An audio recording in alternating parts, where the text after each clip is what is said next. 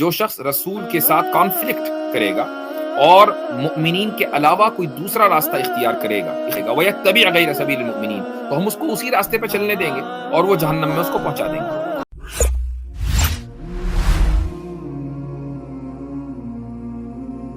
جی السلام علیکم ورحمۃ اللہ وبرکاتہ۔ وعلیکم السلام۔ جی سر، مجھے تھوڑا فری ول کے حساب سے سوال پوچھنا تھا آپ سے، اگر آپ مجھے 1 منٹ دیں تو میں فری ول اوکے جی 1 منٹ دیے گا مجھے، میں اپنا سوال رکھ دیتا ہوں۔ جیسے سورہ القمر ہے، اس میں چیپٹر نمبر 50 ورس نمبر 49 میں دیا ہوا ہے indeed all things we created with predestination, مطلب ہم نے ہر چیز ایک تقدیر کے ساتھ پیدا کی ہے۔ اور ویسے ہی سورہ ابراہیم میں سر لکھا ہوا ہے کہ اللہ جس کو چاہتا ہے گائیڈ کرتا ہے اور جس کو چاہتا ہے مس گائیڈ کرتا ہے۔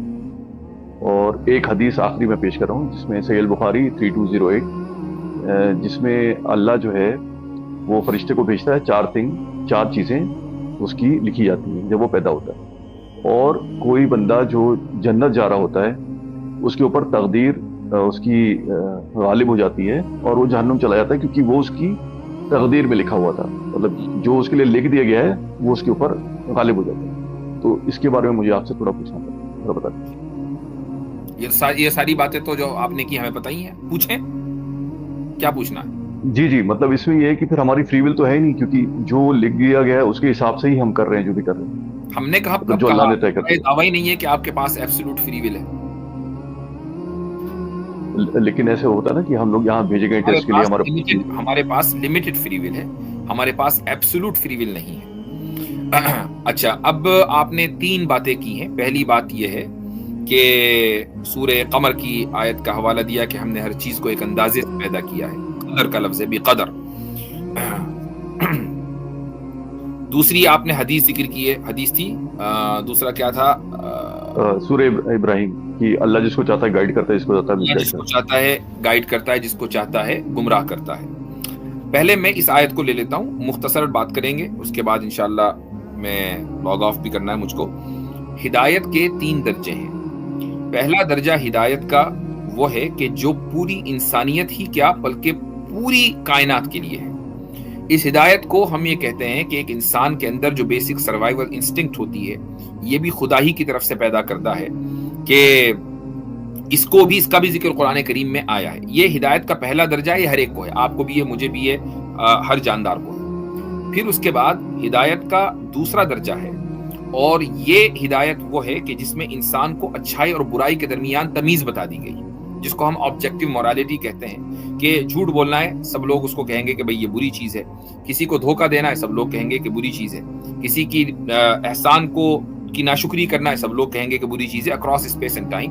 تو اچھائی اور برائی کے درمیان یہ جو تمیز ہے، یہ ہدایت کا دوسرا درجہ ہے۔ یہ بھی تمام انسانوں کو دیا گیا ہے، جانوروں کو نہیں دیا گیا، ان کے ہاں مورل سسٹم نہیں ہوتا۔ اس کے بعد جو تیسرا درجہ ہدایت کا آتا ہے وہ اس کے اوپر موقوف ہے کہ خود انسان اپنی زندگی کیسے گزارتا ہے۔